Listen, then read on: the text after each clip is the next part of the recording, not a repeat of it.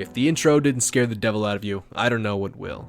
Welcome to Alex's Audio. I'm Alex, and today we're going to discuss why the 2005 King Kong, the video game, is a goddamn scary-ass game for kids. Now, before I hit you with the facts, I'm going to rewind the clock, and I'm going to start by telling a little story about when I was a wee lad. Allow me to set the stage. The year is 2005. My little sister has just been born, and I'm chilling in the 3rd grade. For whatever reason, soon after my sister arrived into this world, my dad took me to Toys R Us for the first time in what seemed like forever. And for once in my little punk-ass middle-class life, I was asked by my incredibly strict, but sometimes fun, dad to pick from either hand which game I wanted for my PS2. In his right hand, a game cover that looked cool, but I had never seen. It had a picture of a giant, ominous, troll-looking thing holding a club, with giant words at the top that read, "Shadow of the Colossus." But I didn't care for the cover much, because the other game my dad held was something I could not help but love. It was a giant monkey's face, in a little rectangle, and in big, blue font. It read, "Peter Jackson's King Kong, the video game." Now I know what you're thinking. It's a no-brainer. Shadow is one of the best games of all time. Nobody in their right mind would pick a movie video game over a cult classic. Well, you'd be wrong. Being a dum-dum and a young dum-dum at that, I picked the thing I recognized, and that was King Kong. Look, I get it.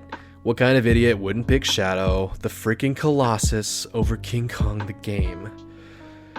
Well, being 7 and having just seen King Kong in IMAX, thank you very much, I picked what I thought would be the better choice. And you know what? I still think I made the right call. Look, I discovered Shadow of the Colossus in high school and yearned to play it for years until after I got it, again for my PS2. And when I played it, it was amazing and beautiful. But a pain in the ass, dude. I mean, sometimes just getting to certain areas, I would forget to hold the grab button and get frustrated by the finicky controls. Like, an example of this would be when you're going to the 3rd Colossus and you have to go up those stairs in that lake, you have to jump on a little platform, or you have to hold the grab button, walk to the side, and then jump onto the main platform. Well, I did that like 3 or 4 times in a row, and I just could not figure out how to jump directly behind me to get to the other platform. I thought I had to scale it or something. Anyway, the horror I felt playing Shadow of the Colossus was nothing compared to how fucking scary King Kong was for little 7-year-old Alex. And that brings us to our topic of the day: Peter Jackson's King Kong horror game for kids. Okay, I'm just kidding. It's not exactly a horror game for kids. It's actually rated T for teen, and my dear old dad didn't really know the difference between T and E, so I lucked out a little, or so I thought. So was King Kong the right choice? Well, at the time, King Kong was the very first-person shooter I ever played. And being a wet-nosed little kid, my parents wouldn't let a small boy like me play any games with guns in them. Except, a few that slipped through the cracks, like GTA Vice City. Looked cartoony enough, I guess. And Devil May Cry, but we'll talk about that later.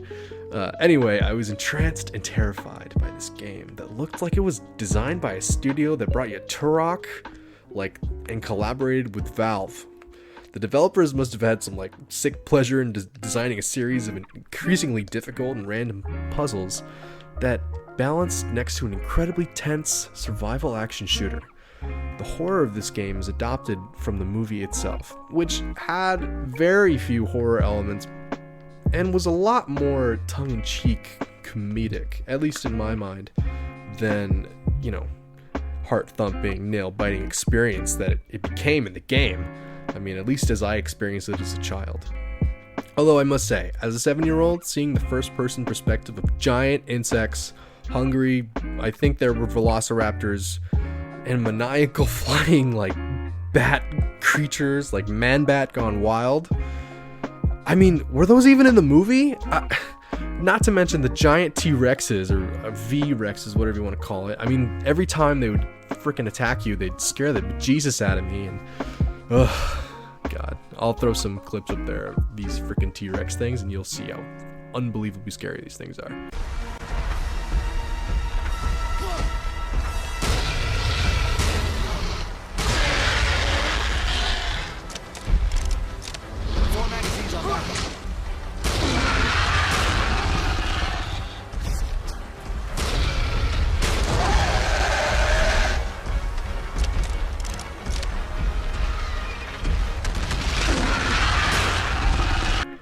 I even had a friend of my parents remark while watching me play the game that she couldn't stand looking at the screen because the dinosaurs were too damn scary.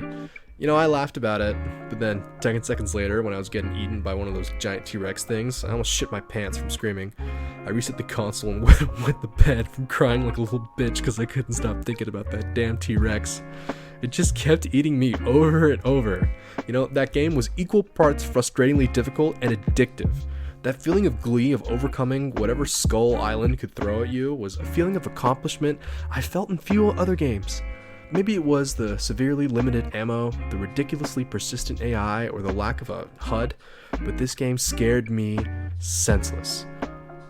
Before we go too much deeper into the gameplay, let me give you a quick rundown of the story. In Peter Jackson's King Kong the video game, you play through a loose rendition of the film's events, with scenes and sets in the movie acting as inspiration for the level design of the game. The game largely follows the plot of the movie, with minor deviations, but it's basically as follows. You play as Jack Driscoll, writer down on his luck, sucked into the production of a movie sent to a faraway island filled to the brim with the ancient behemoths of old and monsters that fill the darkest desires of entomophiles. Giant, scary centipedes and crabs. Look, I know the crabs are terrifying, and there are a myriad of other creatures to come across in this wondrous landscape from the very moment you set foot on the island. Aided with supplies dropped from an airplane flying over the island, a departure from the film, I might add, that helped stock up on rations and bullets. For the first time in my life, I heard the word magazine used to refer to gun magazines, and not the latest issue of Cosmopolitan. And though I quickly learned what the word meant while used in context constantly, because Jack Driscoll is always shouting, "2 more magazines! Last magazine!"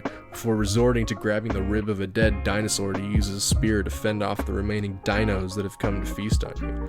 The comforting relief of, "I've got enough magazines," after draining your clip into the nearby giant millipede can make a grown man cry of relief. It made 7-year-old me cry, but I also wet my pants, so there's that. The gameplay isn't the only fantastic part of this classic, but the star-studded voice acting cast was phenomenal as well. Jack Black, Adrian Brody, Naomi Watts, and even Andy Serkis are in this game, each reprising their roles from the film, minus Andy Serkis, because, he played the monkey, but I don't think he mocapped for the game. I'll have to check IMDb. Adrian Brody and Jack Black in particular are standout vocal performances that give moments of fun banter and smooth enough cutscenes when they're, not pulling it directly from the movie. What wasn't fun, though, was having Naomi Watts scream.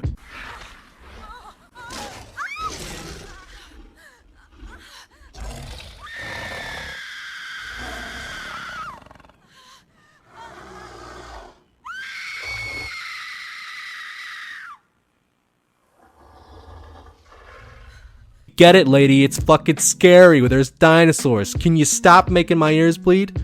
The immersion of the first-person aspect of this game was a hook for the horror that soon followed. It seemed like every other level of my prepubescent voice would crack from screaming at every dino encounter. BS sneak attack from a wild bug, or poop your pants scare from a thickosaurus. But seriously though, look at those thighs. You could feed a small village with 100 of those people with those logs. Look at those thighs. Which brings us to the other half of the game. What some might say is the best part, and my personal favorite segments. Kong. This shit is so lit. Beating up those damn T-Rexes, killing those stupid bats with no goddamn effort, having a button dedicated to pounding your chest and roaring, ain't nothing better. Unfortunately, these segments are sparsely sprinkled through the game, but almost every one of these missions are a ton of fun, giving you the feeling of pure badassery and satisfaction as you murk those goddamn dinos that gave you chase and snap the jaws of T-Rexes in the most satisfying animations. Oh, some of these animations are so damn cool, man. Throughout this well-paced action title, there is a duality of feeling. One side of the coin is desperation, survival, fear. The other, power, triumph, wrath. A combination that results in a phenomenal game with jaw-dropping animation for its time and its own special brand of horrific flair.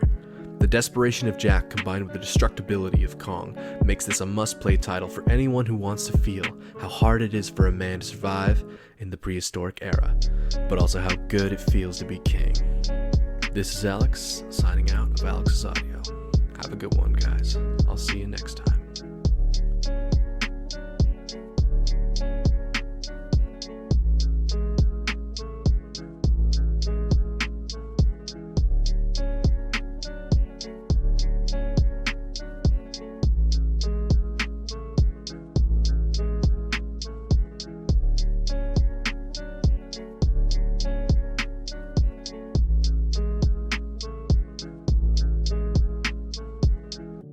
King Kong, the game, was a horror game for kids. There, I said it. If the intro didn't scare the devil out of you, I don't know what will. Welcome to Alex's Audio. I'm Alex, and today we're going to discuss why the 2005 King Kong, the video game,